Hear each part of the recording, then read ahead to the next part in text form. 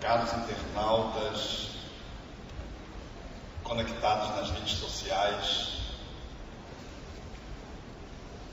a nossa ternura do Pará, na expectativa de que possamos avançar um pouco mais sobre nós mesmos, diante dos desafios que se avolumam nos dias de hoje. Efetivamente, estabelecer a superação de um conflito que se coloca como algo negativo representa para aquele que enfrenta a ocorrência sempre uma proposta de crescimento.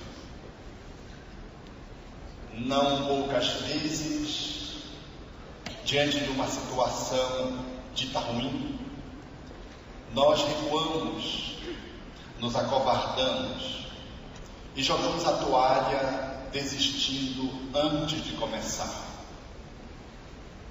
Mas são diante das grandes tempestades que se avalia o quanto aquele que está na nau sabe pilotá-la.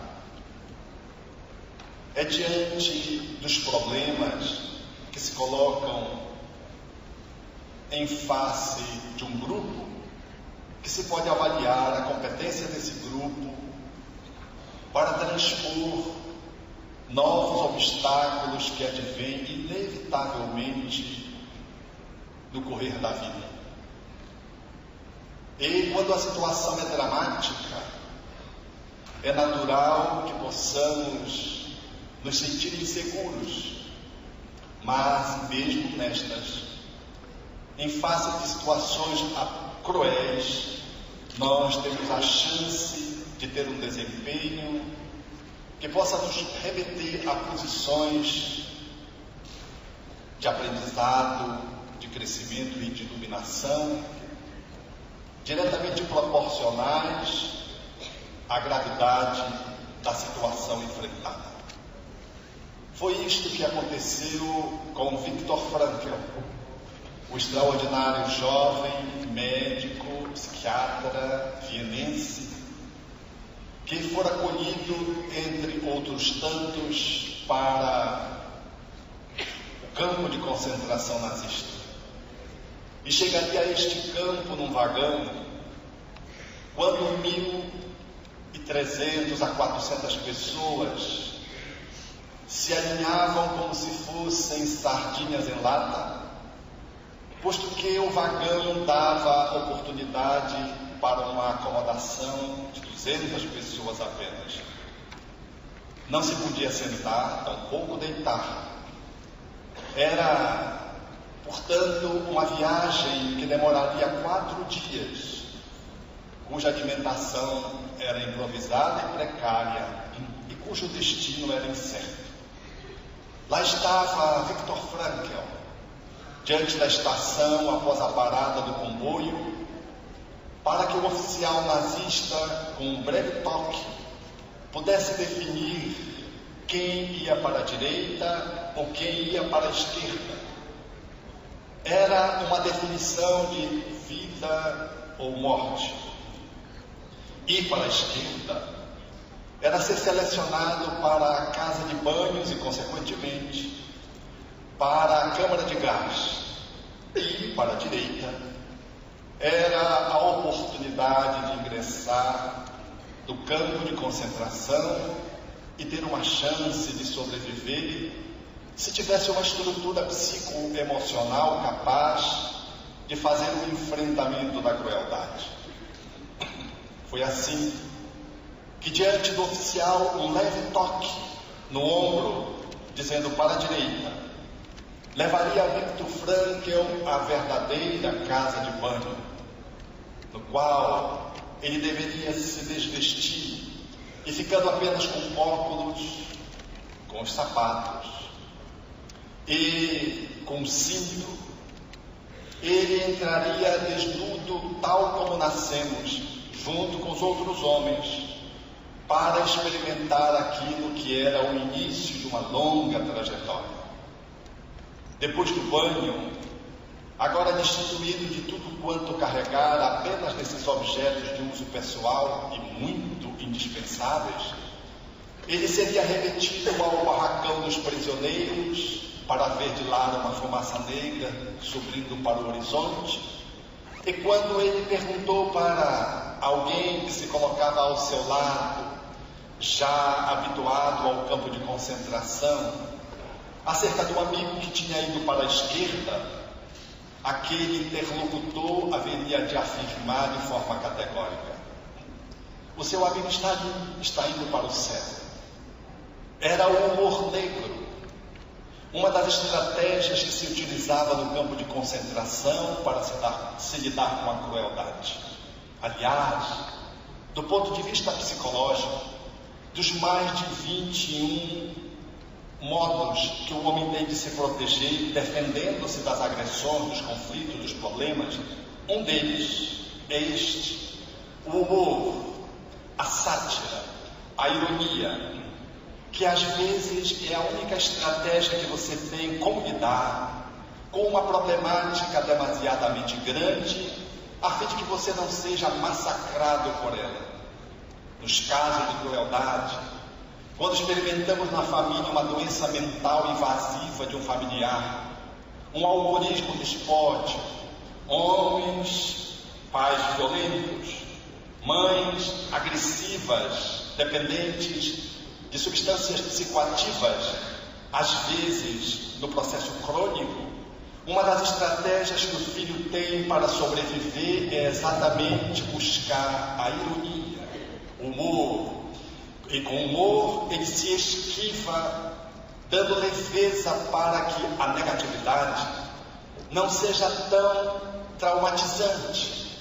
Era uma das estratégias utilizadas naquele momento no campo de concentração, e aquela pessoa que estava ao lado de Viktor Frankl estava exatamente se valendo disso.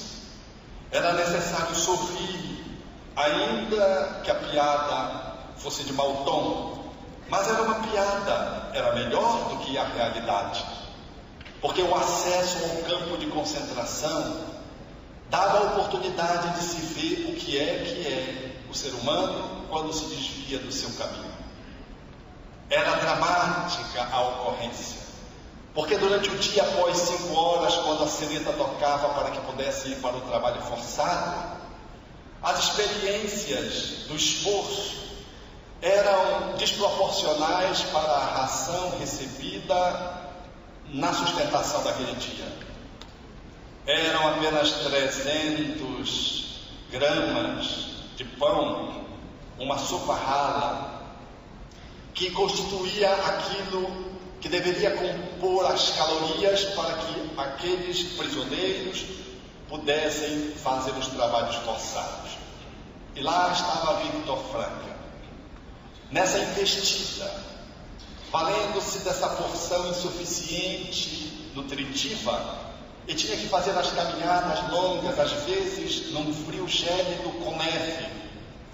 E quando voltava no entardecer, sem muitas possibilidades de buscar qualquer outro refúgio a não ser o barracão e o sono, era a cama com 2,5 metros por 2 metros, que se acotovelavam de 10 a 12 homens, que era impossível dormir deitado, tinha que se levantar o braço, um deitava de lado, o outro deitava de costas, e assim ficavam aquelas pessoas amontoadas, que se era negativo porque não tinha espaço, era positivo porque no frio, um corpo em relação ao outro funcionava como cobertor.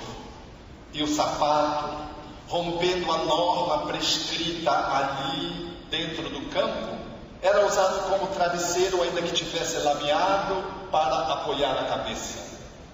E dizia Viktor Frankl, as pessoas dormiam um sono profundo. Alguém roncava estridentemente ao seu lado, isso não lhe incomodava. Alguém tinha um pesadelo, como ele mesmo narra, e quando ele vai acordar a pessoa do pesadelo, ele se segura a si mesmo e diz: não, acordar a pessoa do pesadelo é tirá-la de uma realidade ruim para uma pior, porque o campo de concentração era pior do que qualquer pesadelo. Era esta a estrada da experiência vivencial do médico vienense. Ali estava, diante de uma circunstância que contrariava os códigos mínimos que a medicina propõe para compor saúde. Ele, como os outros, passavam mais de um ano sem escovar os dentes, e ele percebia que alguns prisioneiros não tinham cárie, não desenvolviam cárie. Passavam mais de um semestre com uma só camisa, sem lavá-la, e não adoeciam.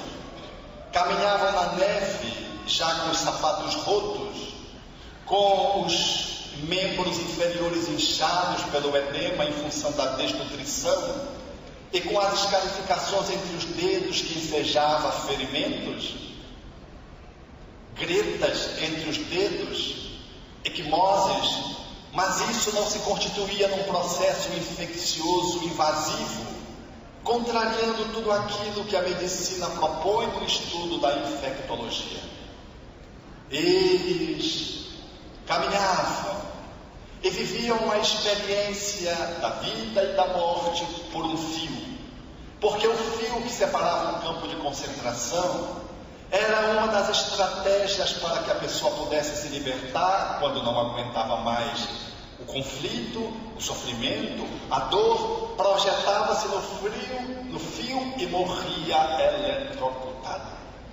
Ele, logo no início, deu-se as mãos e fez um pacto de não se jogar no fio. E assim, foi podendo fazer um estudo psicológico das pessoas que ali se colocavam. As pessoas mais fortes não eram necessariamente, fisicamente falando, as pessoas que sobreviviam mais tempo. Ele dava-se conta que as pessoas que detinham valores intelectuais e espirituais dispunham de mais recursos para contrariar a aparente lei da resistência física e conseguiam uma sobrevida superior à daqueles que eram mais fortes, mas psicologicamente mais frágeis. E assim, ele foi escanhando psicologicamente o campo de concentração para esquadrinhar como é que o ser humano funciona. E foi percebendo que a sua vida precisaria de um sentido para sobreviver. E quando ele está marchando no pelotão, no início da manhã, no frio gélido, o amigo do lado diz-lhe: imagine se as nossas esposas vissem-nos assim, caminhando. E ele então tem um insight. Começou a imaginar que ele, junto com os companheiros, estavam fazendo uma apresentação, uma marcha, e de que as esposas estavam olhando. E ele então assume uma posição psíquica alinhada com esse tipo de padrão de visualização, de mentalização, e ele dá-se conta de que aquilo lhe permitia ter uma quantidade de força, de entusiasmo e de energia. E quando ele percebia, ele já tinha chegado no lugar aonde ele tinha que fazer a escavação. Portanto, ele superava o espaço, o frio, as quedas que aqui e acolá um e outro tinham e recebiam baionetadas e às vezes eram assassinados incontinentes. Ele experimentava a superação de tudo isso, só pensando em que a esposa poderia estar olhando. Porque além da dificuldade do cenário, dos nazistas propriamente ditos, havia os capatazes, que eram prisioneiros, eleitos, porque tinham um perfil psicológico cruel, para tomarem conta dos outros prisioneiros. E esses capatazes eram iguais ou piores do que os próprios oficiais nazistas. E ele tinha que fazer esse enfrentamento aqui e acolá. Para sobreviver, tinha que lidar com pessoas difíceis, como um seu pai, prisioneiro, que agora estava como um funcionário, como um capataz.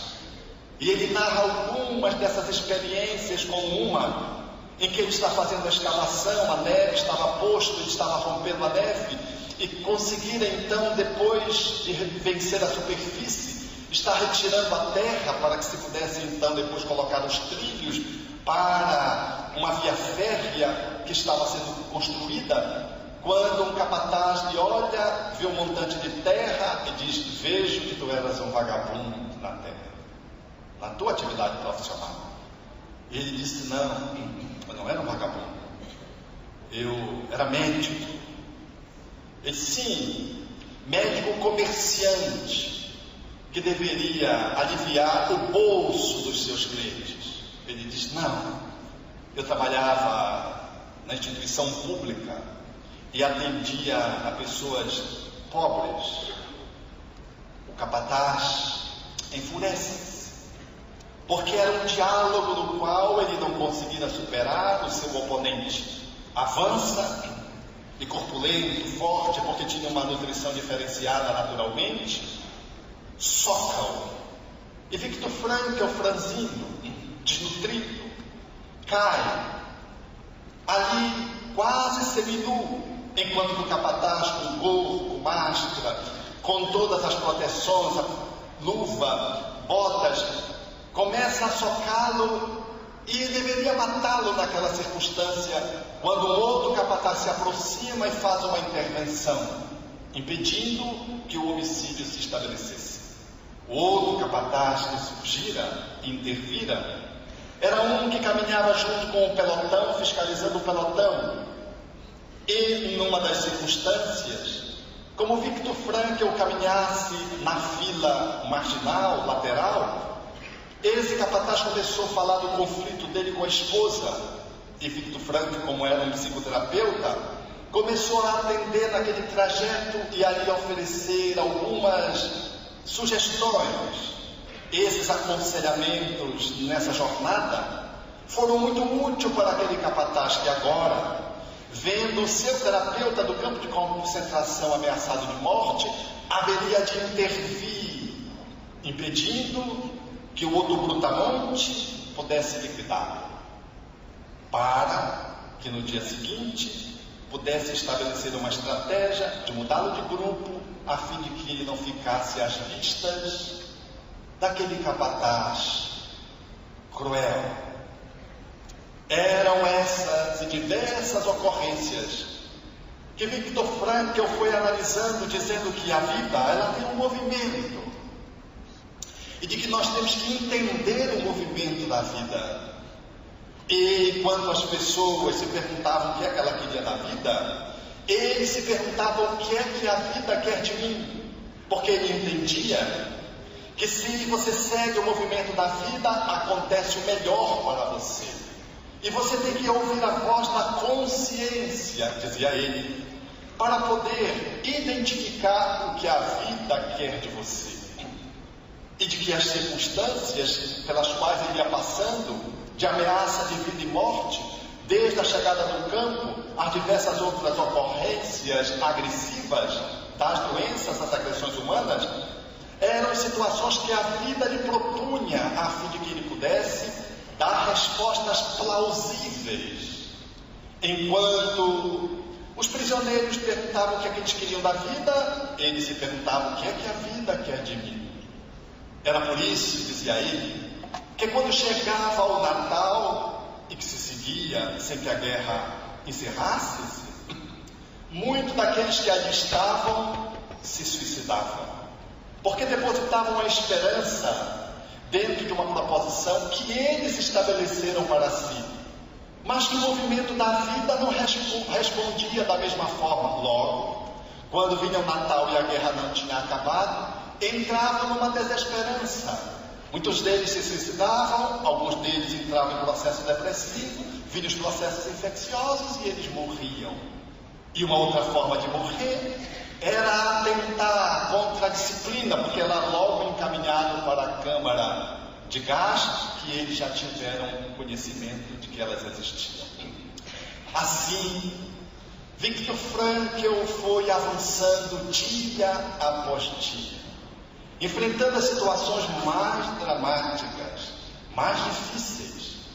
E mesmo quando estava a possibilidade dele sair do campo mediante fuga, no dia em que ele com o amigo combinado, depois de colocar 2 cadáveres para fora, está preparando o terceiro, e com os 2 primeiros já tinham ido os mantimentos que deveriam sustentá-lo durante a fuga pela floresta, quando ele vai encaminhar o terceiro, agora trabalhando numa enfermaria em função da sua formação de médico, mas como prisioneiro, um dos enfermos olha para ele e diz: você vai nos abandonar, não é? Ele diz: mas como assim? Você vai fugir e vai nos deixar, não é? E Victor Frankl titubeia, assinala que não, e continua vendo os pacientes. Quando ele volta, ele dá-se conta que aquele homem estava dotado de uma revolta imensa. Ele consulta a consciência, se aproxima do homem e diz: eu não vou fugir, eu vou ficar com você e com os outros aqui. E declinou de fazer a fuga que aparentemente deveria lhe devolver a liberdade. E diz ele que quando fez essa escolha, ele sentiu um peso sair das suas costas, porque a sua consciência naquele momento dizia que não era o momento de fugir, muito embora existisse a possibilidade. E assim a vida foi correndo. E num dado momento, quando parecia inevitável a liberdade, em que aquele a quem ele estava subordinado deveria colocá-lo numa lista para que ele saísse, porque a guerra estava se finalizando, o seu chefe esquece de colocar entre os 13 prisioneiros que deveriam ser trocados como prisioneiros de guerra. E quando ele se dá conta disso, o chefe não consegue entender como ele esqueceu de colocar o seu nome. E dias depois, a guerra se encerraria e ele viria as fotos dos comboios que tinham saído, inclusive daquele no qual ele iria nos 13, e foram todos chacinados.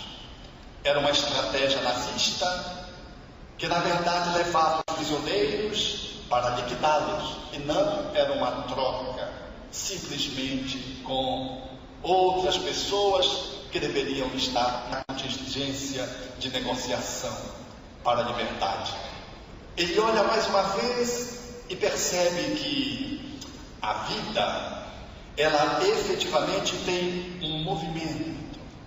E se nós observarmos o movimento da vida e soubermos o que é que a vida quer, nós haveremos de estruturar respostas a partir da consciência que são consentâneas com aquilo que deverá ser o melhor para nós. E quando a guerra se encerra e ele sai do campo de concentração fazendo seus estudos psicológicos, ele percebe que os prisioneiros assumem conformação violenta. Dão-se conta de que quando você sofre um sofrimento muito crônico e muito grave, você não pode assumir a liberdade de pronto. Você sofre uma descompressão psicológica e você precisa de um movimento de adaptação, como um mergulhador que está lá na profundidade não pode subir à tona de um só ponto, de um só movimento, subitamente. Ele tem que ir fazendo a descompressão gradual até que ele possa vir à tona. Quando ele percebe a agressividade das pessoas que estavam livres, como tratavam os jardins, como tratavam as outras pessoas, e a partir daí ele vai estabelecer a sua chamada logoterapia, a terapia do sentido, que foi estruturado exatamente no campo de concentração, onde ele foi analisando, fazendo as suas anotações, e que mais tarde comporia o livro A Busca do Sentido, numa edição posterior, e na edição primeira, um psicólogo no campo de concentração. Ele colocaria nessa obra notável, que é uma obra biográfica, que ele entendia que o ser humano, se não tem um sentido para viver, ele não tem pelo que viver. Mas se ele tem um sentido para viver, ele pode suportar quase tudo, posto que ele sai, e a pessoa a quem ele se arrimava para manter a sua vida, que era a esposa, falecera num campo de concentração ali às proximidades. Seu pai, sua mãe, seu irmão também faleceram no campo de concentração. E quando o jornalista lhe pergunta: o que você quer fazer da sua vida? Ele responde de uma forma elegante, apoiado na sua logoterapia, dizendo: eu quero fazer da minha vida uma vida digna de ser vivida. E ao invés de viver a revolta, a amargura, declinar num processo de depressão, ele se levanta e compõe com outros pesquisadores e profissionais da área do psiquismo a psicoterapia humanística, que, a despeito das abordagens anteriores, que estavam focalizadas apenas nos problemas, nos traumas, nas inibições, nas castrações, ele agora levantava, junto com outros profissionais, de que o ser humano, para ganhar uma movimentação libertadora em face das negatividades, ele precisa focalizar aquilo que é as suas aptidões, as suas condições saudáveis, de que é necessário considerar o seu ânimo, a liberdade, o amor, o entusiasmo, que era necessário, portanto, considerar no processo psicoterapêutico as partes saudáveis daquele que está sendo tratado e não apenas as partes que estão traumatizadas, que estão feridas, que estão ensombradas. Era necessário também olhar à luz. E Viktor Frankl cria essa psicoterapia do sentido ao lado da construção da psicoterapia humanística ou da psicologia humanística, desse movimento que olha o homem de uma forma mais integral, e chega a dizer de que há situações limitantes da vida em que você tem que observar um supra-sentido, ou seja, há situações tão limitantes que envolvem a morte e que só um sentido que transcenda seja capaz de poder manter você no foco da existência, caminhando no seu processo evolutivo. Assim, ele, junto com outros, haveriam de dar o seguinte passo depois da psicologia humanística, quando compreenderam que há situações que tangenciam a pessoa, o limite da vida física, da existência do ser, e de que só era possível efetivamente dar um trato mais abundante ao ser humano se pudéssemos considerar a dimensão transpessoal do ser humano. Portanto, incluíram nessa visão global do ser humano o aspecto espiritual. Surge então a quarta força em psicologia, que é a psicologia transpessoal. Também resultado de uma construção grupal, do qual Viktor Frankl haveria de fazer parte para fazer o enfrentamento das dificuldades humanas e dar a sua grande contribuição para falecer aos 92 anos, depois de visitar o Brasil e o mundo com a publicação das suas obras, trazendo-nos essa contribuição de inaudito valor, porque ela caracteriza de que o ser humano, em situações mesmo dramáticas, ele pode superar a si mesmo e, numa ação transhumana, ele conseguir vencer obstáculos que aparentemente ele não tem forças. Assim, a doutrina espírita faz um grande link com a psicologia do sentido de Viktor Frankl. Faz uma abordagem igualmente de sintonia fina com a psicologia humanística e transpessoal, naturalmente. Mas nos traz ainda, na sua construção epistemológica, na sua construção do seu conteúdo, traz-nos uma abrangência ainda maior. Porque o Espiritismo não é apenas uma abordagem para que o ser humano possa se olhar psicologicamente. É uma abordagem que envolve uma ciência que estuda a sua natureza em profundidade, estuda a sua meta transpessoal, que estuda o seu horizonte que transcende uma vida, porque incorpora várias vidas ou várias existências dentro da vida. E, portanto, essa filosofia, assentada numa ciência do espírito, dá-nos oportunidade para a construção de uma visão psicológica espírita, permitindo assim que a nossa ação no mundo em face das negatividades possa dar conta de poder manter um comportamento que tem plena sintonia com a proposição de Jesus enquanto uma ética proposta há 2000 anos atrás. Portanto, a psicologia espírita, derivando dessa visão científico-filosófica, nos dá a oportunidade de nos colocar no mundo dentro de uma perspectiva moral, capaz de poder fazer um enfrentamento das dificuldades e a superação das mesmas, dando-nos ensejo para a construção do nosso processo de iluminação interior. Por isso, o Espiritismo nos propõe a análise do nosso comportamento, fazendo-nos esse mergulho interno acerca dos conflitos que experimentamos. O primeiro é saber o que é que está acontecendo conosco. Precisamos definir claramente a problemática, porque às vezes nós temos muita dificuldade de fazer uma análise daquilo que nos perturba, daquilo que está nos impedindo avançar, daquilo que nos dói. É necessário ter uma percepção de introspecção e uma visão de extroversão e de prospecção para analisar o que é que está me machucando, o que é que está me ferindo.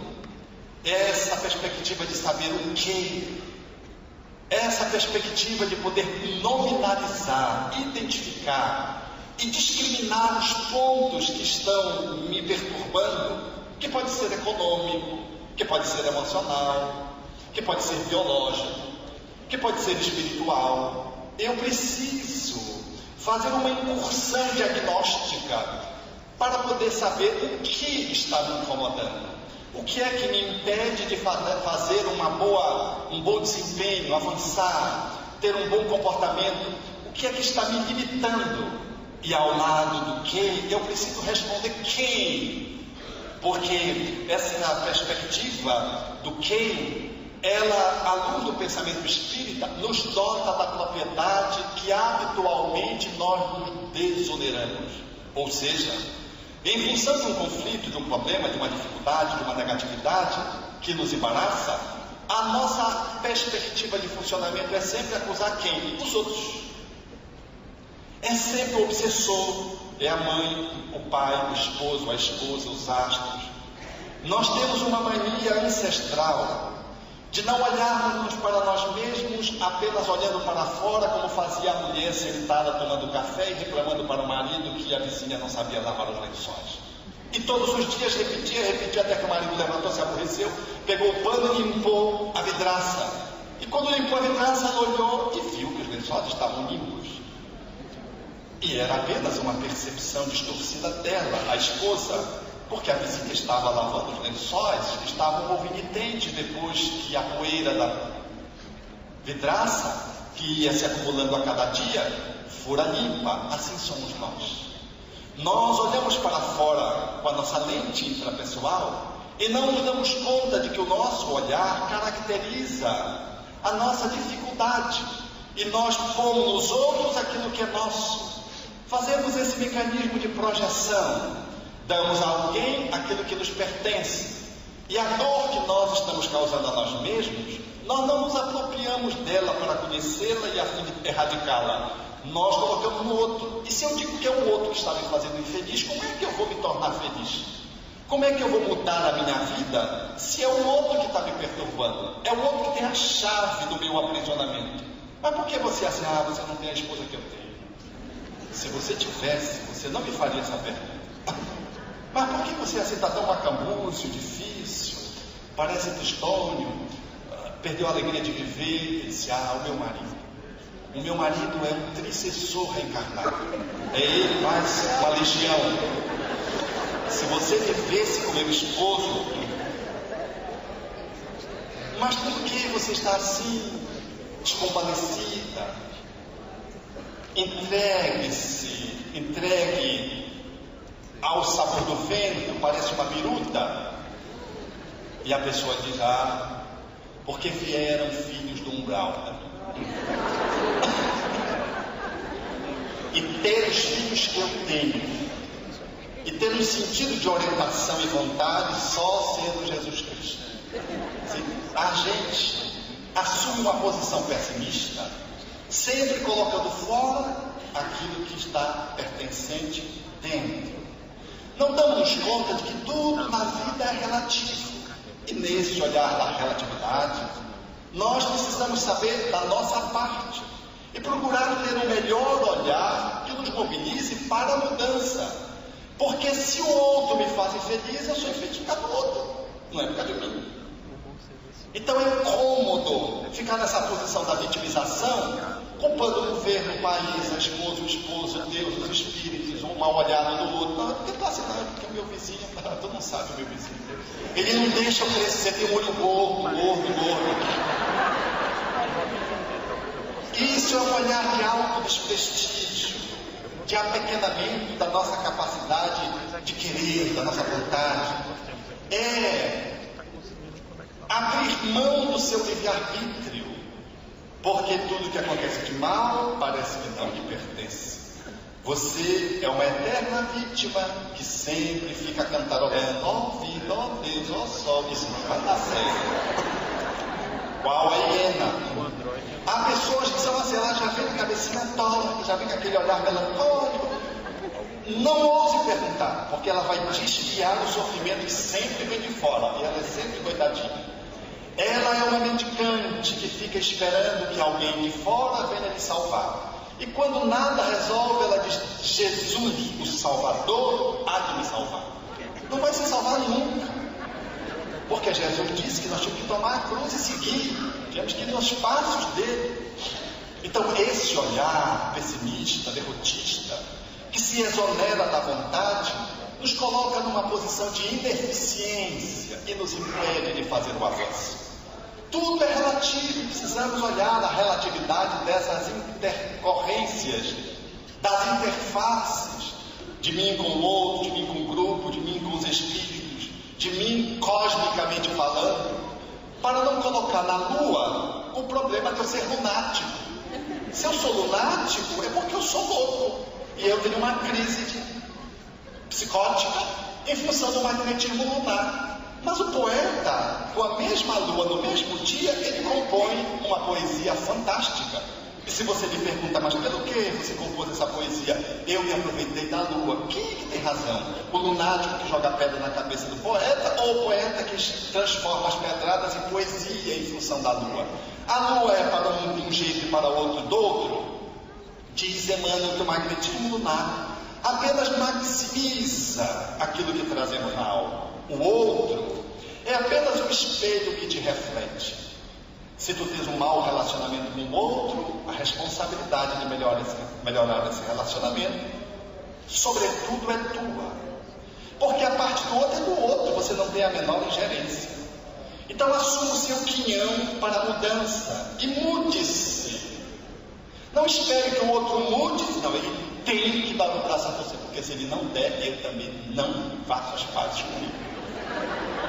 Aí fica aquela coisa de duas crianças se comportando dentro do lar, de maus, sem se falarem, ambos dormindo de costas para o outro, ambos querendo falar, mas ambos dizendo: ele começou, não, ele começou, não, ele começou, ele começou. Ninguém quer dar o braço a torcer, porque são dois orgulhosos petrificados na sua postura de serem vítimas. Processo difícil de resolver. E aí a gente diz: o que foi que eu fiz na outra encadernação? Não fez nada, é nessa mesmo, mas está acordado e diz: ei, vamos acabar com isso, vamos dormir direito. Como outro dia eu vi essa ocorrência de um casal que passou a noite, depois de ter brigado, um se escondendo do outro, fazia que estava dormindo. Quando ele achou que ela estava dormindo, ele levantou, foi, tomou água, merendou, voltou, deitou devagarzinho, ela estava acordada. Quando percebeu que ele deitou, ela deu um tempo para ele dormir, aí levantou, foi, passaram a noite com insônia. Chegou de manhã os dois com a cara abarrotada, um olhou para o outro e pactuaram: nunca mais nós vamos ter insônia por causa dessa burrice. Nós vamos resolver as nossas questões logo. Porque bastava ter uma conversa, já teriam resolvido aquela questão.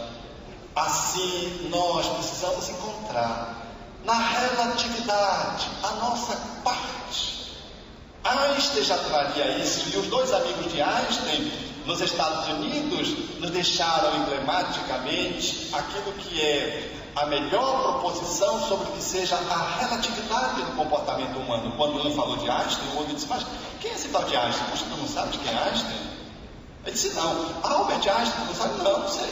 Não é possível, está nos botos, nas canetas, nos outdoors, está na televisão. Não sei. Ele é o criador da teoria da relatividade. O que é esse negócio de teoria da relatividade? Aí também tu não sabe? Não.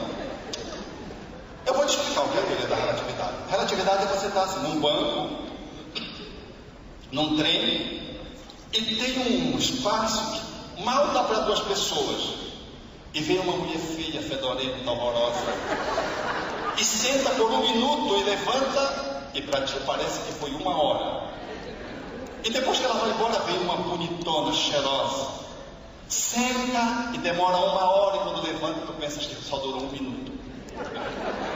Einstein dizia que essa era a melhor explicação popular para a sua teoria. Tudo pode ter um olhar diferente, dependendo de quem você caracteriza, que tem que ter esse olhar, o olhar da mudança. Não abra mão de poder transformar a sua vida a partir de você. Não espere pelo outro, não vem nada de fora, porque a gente fica esperando o guia. Não, mas o guia... E assim, tudo o que a gente tem que fazer, a gente coloca no guia. Eu vi lá na nossa instituição, que atende miseráveis, lá, famílias abaixo da linha da pobreza, ali só dando passe na criança, que está passando mal, e passe na criança.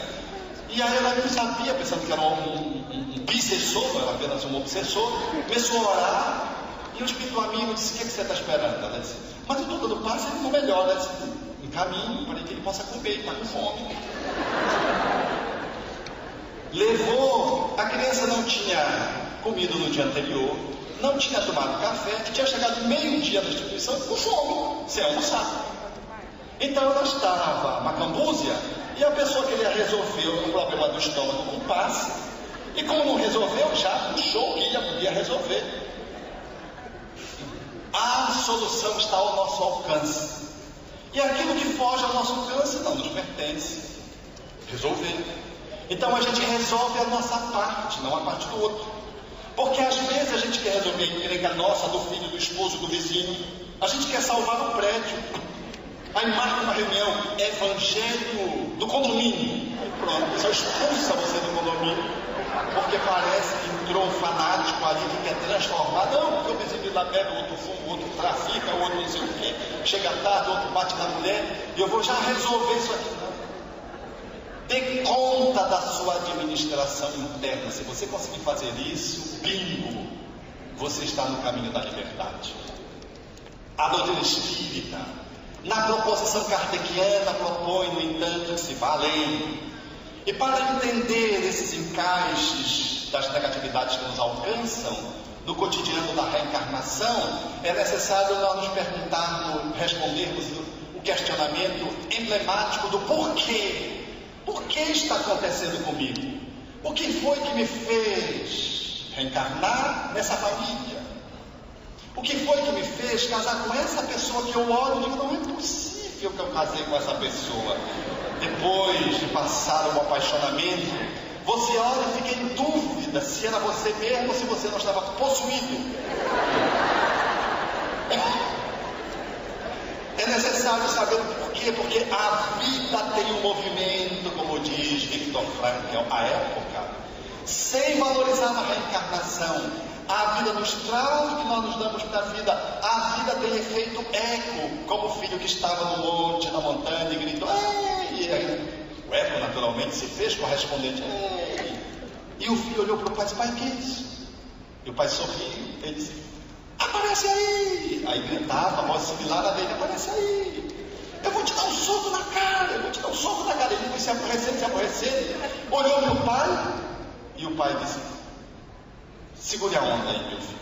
Ei, veio aquela voz similar à do pai. Eu quero conhecer você, eu quero conhecer você. Eu vou te dar um abraço, vou te dar um abraço. Se eu te ver, eu não vou nunca mais deixar você ser feliz sozinha, eu vou ser feliz com você. Aí o filho foi ficando assustado, porque a voz correspondia. E ele disse então: meu filho, isso é a vida, o que a gente dá para ela, volta. O porquê é sempre a semeadura que fizemos no passado e que vem ao nosso encontro. Não existe sorte, o fulano é tão sortudo, dá tudo certo para ele. Não é sorte, é merecimento. Puxa, para mim parece que eu tenho uma urucubaca, dá tudo errado, furo o pneu. Quando chega na hora de me aposentar, o governo vai, sacrifica o meu salário, ou propõe para a aposentadoria mais 5 anos. É impressionante como há uma conspiração cósmica contra mim. Temos da vida o que nós damos para a vida. Não há injustiça do ponto de vista cósmico, divino. Há injustiça humana, que a justiça divina às vezes até se vale para alcançar os infratores do passado e colocá-lo de frente com as suas próprias obras, seus próprios malfeitos, a fim de poder retificá-los e ganhar a liberdade que perderam outrora, agora numa movimentação adequada diante da vida. Mas o Espiritismo vai mais além. Além de analisarmos o porquê, nós temos que analisar a proposta de Frankl.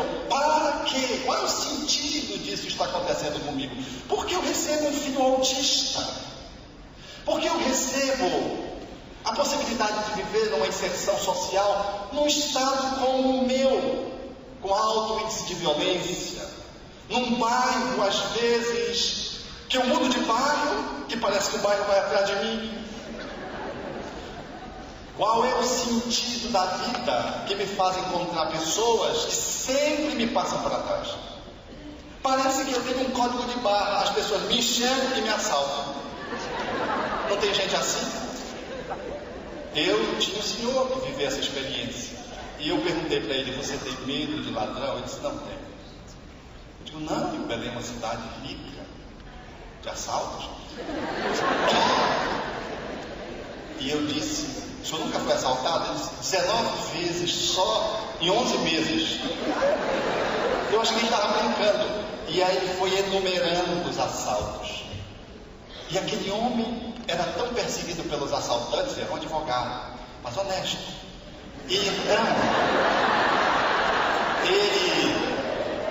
quando ele chegava para o próximo encontro, eu fazia um acompanhamento homeopático, eu disse, não tinha como fugir dessa pergunta: e como é que está em relação ao assalto? Ele sempre tinha uma novidade. Depois dessas 19, ele foi assaltado meio-dia, depois que saía de um restaurante. A fazendola dele, que ficava às proximidades de Belém, invadiram, levaram a espingarda dele, levaram o gado dele, levaram não sei o quê. A casa dele, dizia, em casa foi assaltada. Foi uma tentativa de assalto. Porque quando ele me disse que não tinha medo de ladrão, eu disse: mas como não? Ele disse: porque em casa tem 2 grades. Como? Tem uma grade por fora, tem a cortina e tem uma grade por dentro, em todas as portas e janelas. Você veja que aquele homem não podia ter medo de ladrão mesmo. O ladrão é que tinha que ter medo dele, porque se entrasse não tinha como sair. E o ladrão, naquele período, depois dessa conversa, com um pé de cabra, arrebentou a grade de fora, mexeu na cortina, tinha uma grade por dentro. Esse cidadão, ele era vítima de um código de barra: eu preciso ser assaltado. Tem gente que funciona assim. Essa perspectiva nos fala o que está para trás e o que é que aponta para frente. É o para quê de Viktor Frankl. Quando algo se repete na tua vida é porque você precisa fazer algum movimento de autoliberação. A gente coloca pelas forças ocultas. Não são forças ocultas, são forças ostensivas que estão chamando você a cuidar da saúde, mas você fica adoecendo. Eu não sei. Eu tenho a impressão que alguma coisa eu sou alérgico. É você que é alérgico a você mesmo. E não está dando conta de perceber que você precisa mudar de comportamento emocional, ético-moral. E por isso o herpes volta. E quando você se alinha como dizia minha amiga, enquanto eu não me alinho com meu esposo, vem o herpes genital. Quando eu estou ruim, vem o herpes. Quando eu estou de mal com ele, estou suportando dificilmente, não estou tendo paciência. Mas quando eu faço as pazes, o herpes vai. E se eu manter essa relação de pacificação, eu fico sem herpes. Então ela entendeu o para quê do herpes. O herpes é um termômetro que demonstra para ela o que é que ela precisa fazer. A doutrina espírita é uma doutrina prospectiva, que tem um transentido e que nos aponta para frente acerca daquilo que nós precisamos fazer. Por fim, o Espiritismo demonstra categoricamente uma pergunta finalizante, a quinta pergunta: como eu preciso me comportar para alterar uma circunstância de negatividade? Já sabendo o que, identificando que eu sou responsável, de que a vida me dá aquilo que eu semeei na vida, e de que o que a vida me dá, e que vem de trás dessa existência e das outras, elas apontam para um sentido, para quê? Portanto, eu preciso saber o que é que eu faço com isso, observando o sentido positivo, mesmo que seja uma situação negativa. Desse modo, agora eu preciso saber como eu faço isso, e só investido de uma amorosidade que seja transegóica, que vá além da personalidade. Nesse mergulho da centelha etérea que sou eu, enquanto espírito, na linguagem dos espíritos, Allan Kardec, na questão 88 do Livro dos Espíritos, só identificando que eu sou uma pessoa intrinsecamente verdadeira, boa, justa, mas que eu preciso acessar essa dimensão para poder vitalizar o ego, a fim de que ele possa vencer o egoísmo, o orgulho, a maledicência, o pessimismo, de que só dentro de mim mesmo está a salvação desse Cristo interno que há de me salvar. Não é de Jesus, é do Cristo interno. Jesus acorda o Cristo interno para que eu possa então dominar o Saulo, assumindo a posição de um Paulo a partir do Cristo interno. Já não sou eu mais quem vive, é Cristo que vive em mim. Em Jerusalém açoitado, recebendo chibatadas, cuspos, agressões, haveria de dizer: escarrai, açoitai, cuspi em mim, pois eu já construí um santuário íntimo, intangível às vossas mãos, no qual Jesus, o Cristo, esculpido dentro de mim mesmo, há de reinar para sempre. Aquele Jesus havia estruturado um Cristo, acordado um Cristo. E é esse mesmo Cristo que faz ele dizer: ninguém me moleste, eu trago as marcas do Cristo. As marcas do Cristo não eram as chagas, a marca do Cristo era a capacidade de amar. Só mediante este como nós conseguiremos elaborar o para quê, entendendo o porquê e a partir de quem somos nós mesmos, para fazermos o agenciamento das transformações. Só nessa perspectiva de compreensão lograremos estabelecer as mudanças indispensáveis. E ao invés de olhar a esposa ou esposa como o nosso mal maior, nós vamos identificá-los como o nosso personal trainer, que está embelezando a nossa alma. Ao invés de olhar aqueles filhos como sendo os piores do mundo, eu vou identificá-lo como sendo os extraordinários professores que vão me desenvolver uma paciência, que vão me educar enquanto aquilo que eu preciso fazer dentro de mim mesmo para poder lidar com eles, lidando com a vida. De que aquele vizinho olho gordo, na verdade, ele é um agenciador para que eu possa ter ternura com ele e faça uma abordagem de armistício ao invés de brigar com ele e ser cúmplice, porque ele é o meu parente mais próximo, porque mora porta com porta.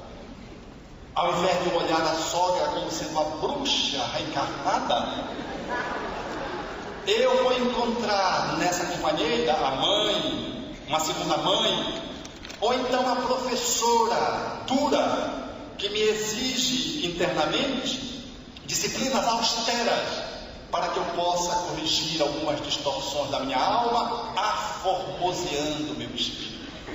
Só mediante este como eu saberei lograr, mesmo num campo de concentração familiar, social, político, mesmo dentro de uma casa espírita que às vezes está de cabeça para baixo, eu saberei manter a minha paz, sem nos acomodar às dificuldades e ser cúmplices das negatividades, manter a minha paz e ser um agente de transformação para a mudança do status quo daquela casa espírita, daquela família, daquele relacionamento conjugal, daquele relacionamento social, daquele relacionamento profissional, porque estará nas minhas mãos a parte que me compete fazer.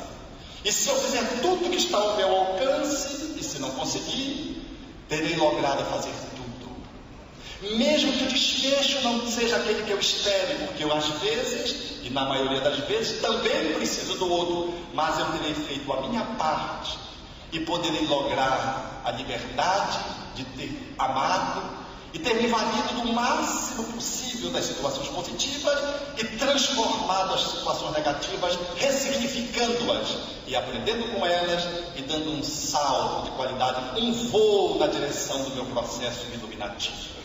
E em fazendo isso, eu experimentarei a paz e poderei assim, sentindo a paz em mim, ser um agente de influenciação social aonde eu me movimentar, a partir das minhas células que me facultarão receber os eflúvios positivos e garantirá mais saúde até aquele que mora do outro lado do planeta, quando eu oro para ele e ele se beneficia com a minha oração à distância.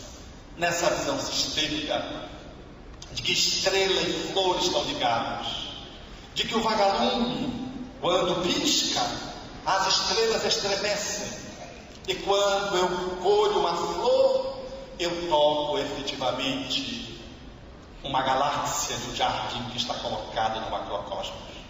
E nessa movimentação, eu estarei respondendo para a vida o que a vida quer de mim, fazendo as minhas melhores escolhas a partir da minha consciência e conectado com Jesus, com Deus, a partir do meu Cristo interno, lograrei transformar a minha personalidade e poderei viver em paz e poderei cantar como o Espírito Eros canta. Enriquece-te de amor e saia a semear a esperança com desvelo, aonde se adensa a sombra e se demora o desespero. Abre vala na terra áspera dos corações e sulca o leito dos córregos, para que extraia vida rica de flores e colorida em luxuriante verdor nas margens. Acompanha com teus olhos irisados de luz as verdes e belas campinas, salpicadas de flores, abençoadas por miosótis azuis, respingadas por amores perfeitos, sem defeitos, adornado de boninas. Enquanto a paz deixa de lado a amargura, volve a ternura, distende a brandura, amplia a candura, a guerra está de férias. Os instrumentos de destruição permanecem no museu, no chão, longe dos destroços que produzem. Segue à frente ao pássaro ligeiro, prossegue ao viçareiro dominado pelo amor. Atende ao cordeiro que pasta ao lado do chacal e a rebelião que morreu ao bem distende a mão. Não te afadigues pelo mal, conserva o encanto do serviço, eis o teu fanal. Está decretado que o bem é vida e a alma da fé é a caridade bem vivida. Enquanto a paz transforma pântanos em jardim e impõe à enfermidade o seu fim como tragédia, e acendendo luzes nas noites sombrias, iluminarás as almas dia após dia. Quanto a paz, quanto a paz. Um dia, um homem vestiu-se de amor, dignificou singelas sementes, honrou as redes do mar, entreteceu considerações felizes nos rudes entardeceres e nos amplos amanheceres, e dando-se, pereceu numa cruz que se faria sublime ponte de luz. Mas para que o homem jamais perdesse a paz, volveu a eles mesmos numa linda madrugada, a fim de que jamais desaparecesse do humano coração a suave e doce canção da paz. É por isso que eu falo, porque os meus ouvidos, eles estão bem próximo da minha boca. A exposição espírita daqueles que falam são aqueles que mais se escutam e são os primeiros a se escutarem, porque é aquilo que a gente precisa fazer em nós mesmos. Mas a gente precisa começar falando, até para assumir, ao invés de sumir.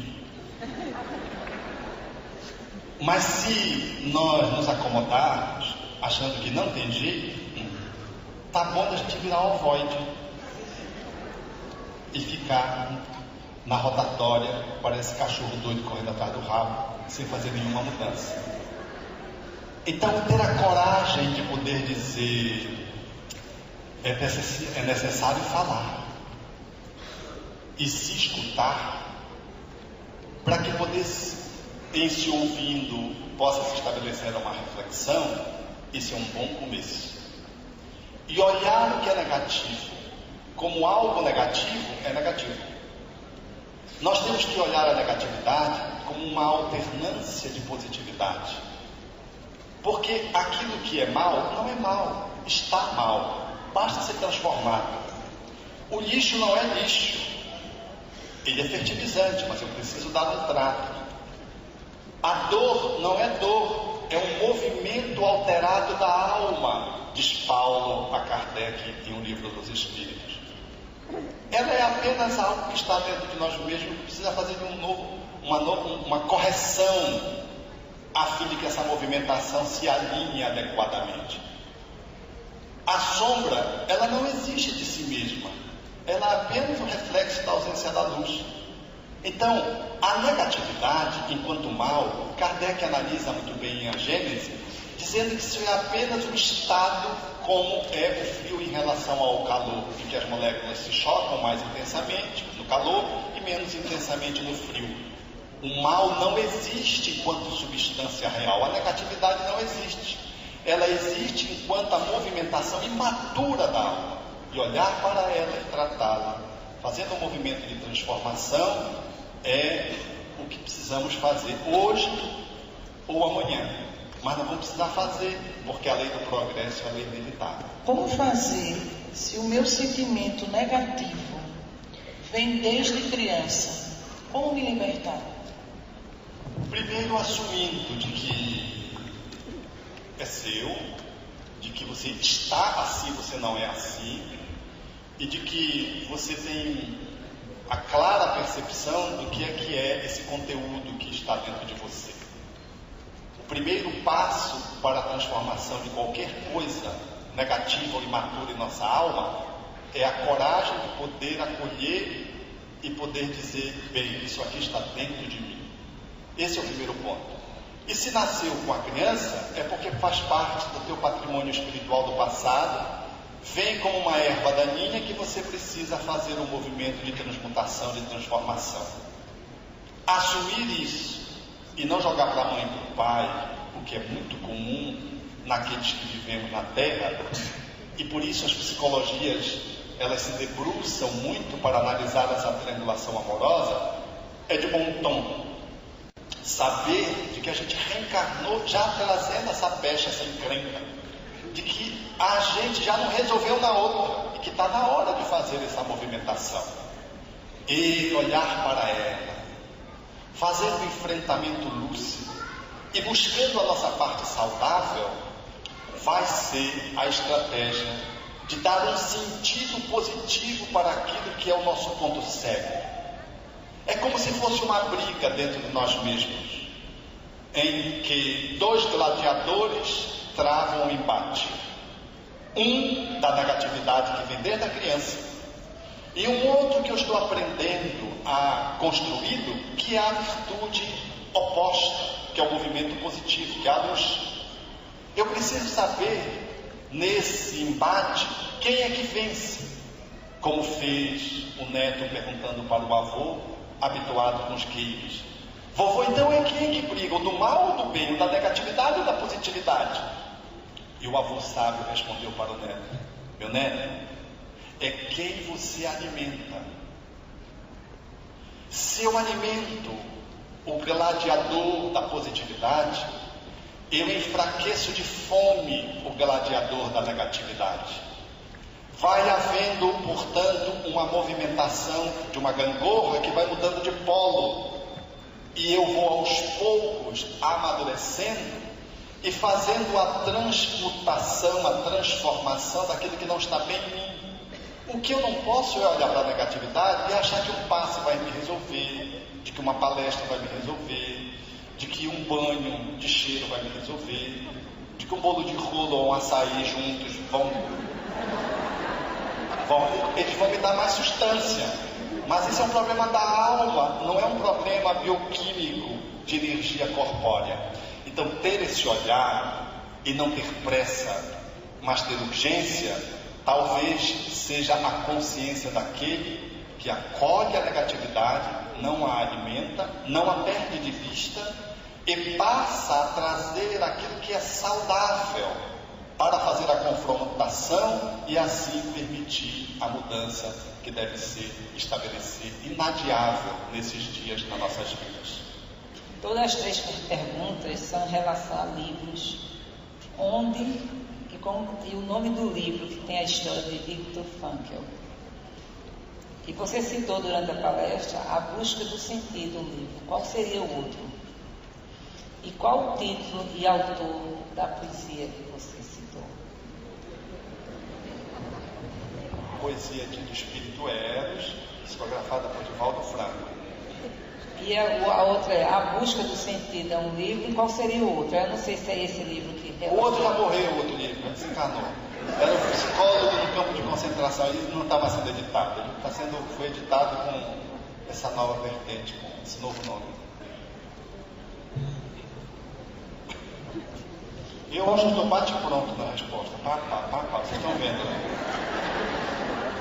Vamos à próxima pergunta, então. Qual a melhor postura a ser adotada? Fazer o que a vida quer, fazer o que eu quero, ou tentar encontrar um equilíbrio entre as duas condições? Diante da vida que me assinala o que é o melhor para mim, eu fazer as melhores escolhas.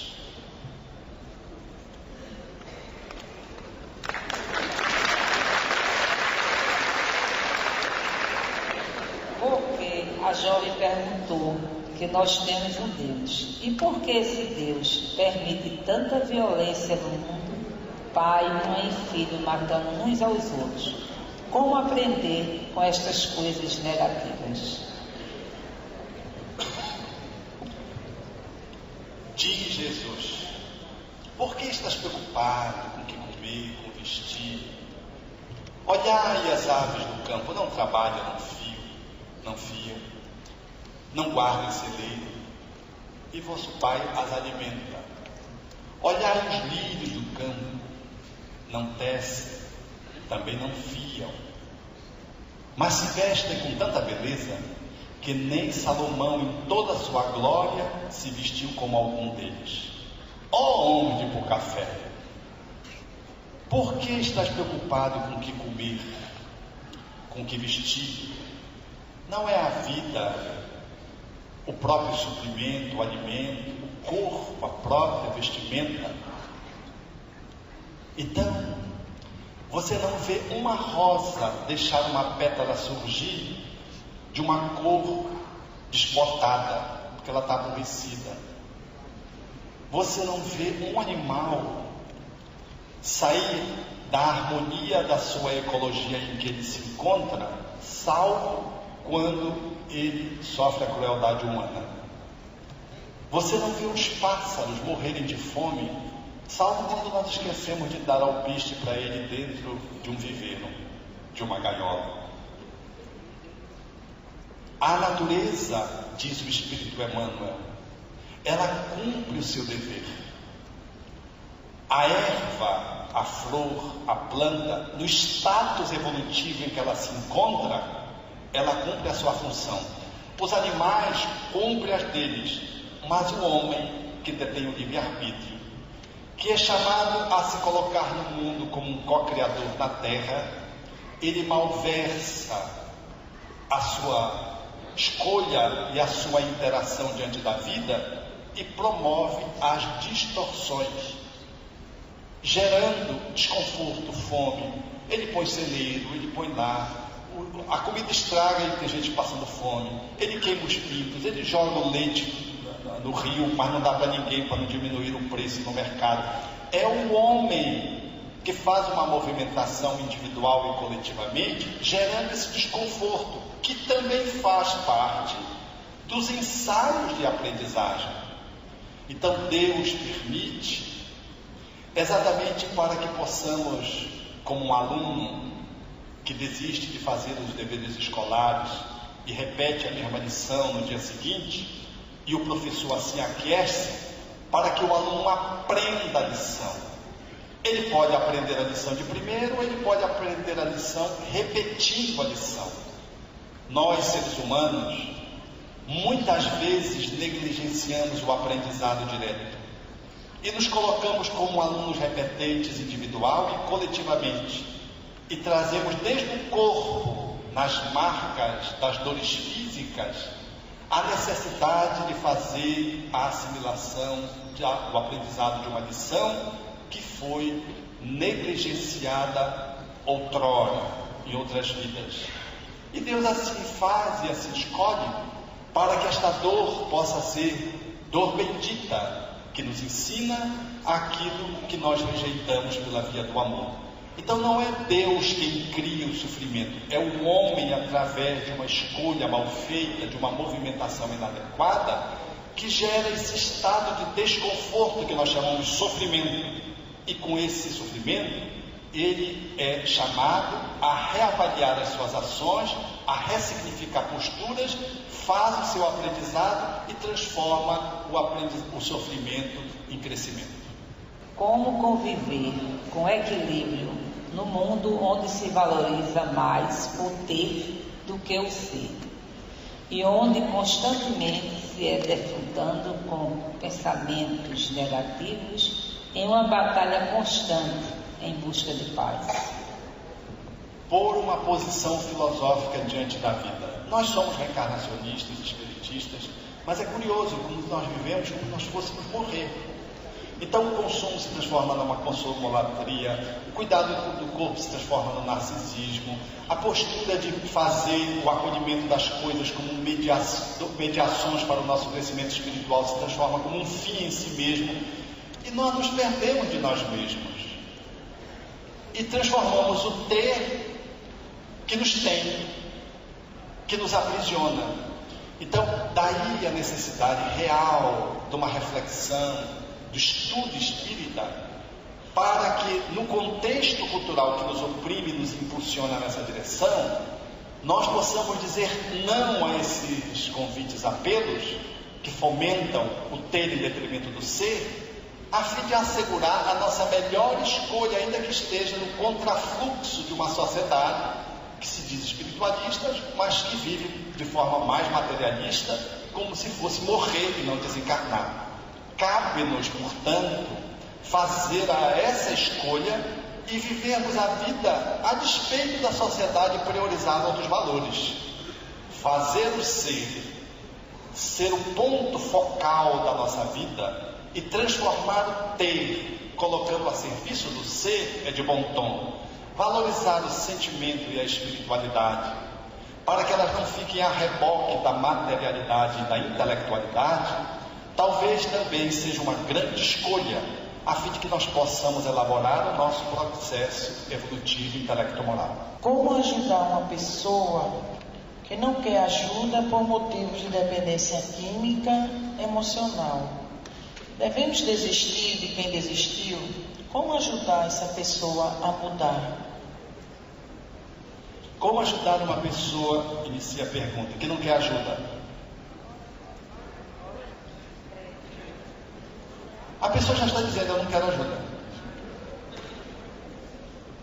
Então há umas situações que são anacrônicas. Nós queremos fazer pelo outro, que o outro não quer fazer por ele. A Sueli ontem estava trazendo aqui essa questão dos filhos que são trazidos pelas mães. Eu vejo isso no set terapêutico, os pais que trazem filhos para serem atendidos, dependentes químicos. Eu digo logo de cara, no primeiro encontro, não perca tempo, não gaste seu dinheiro e não tire o espaço útil de uma outra pessoa que poderá se beneficiar para o filho para os pais, dependendo de quem está presente no primeiro encontro. Porque o filho faz de conta que vem, ele não está nem aí, o adulto não está nem aí. Ele vem por causa que são rebocados pelos pais. Então, efetivamente, nós temos o direito de escolher, até de errar, de adiar. Eu lembro de Jesus, que no seu tempo, não pegou Judas e vem cá, tu vai ter que seguir o caminho. Judas fez o que fez.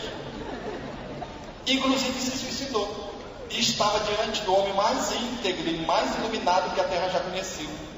Então nós temos uma arrogância, uma prepotência de achar que a gente não pode nem pôr gente. Veja lá, uma encrenca que você tem aí, que você está e não consegue resolver. Talvez essa perspectiva mágica, ela seja o movimento que a gente faz para se esconder da gente, porque a melhor forma que a gente tem de ajudar uma pessoa que não quer ser ajudada é se transformar. Pronto. Se você se transforma, você marca a pessoa com seu exemplo. E ela fará a escolha dela no tempo dela, sem que você imponha de fora para dentro.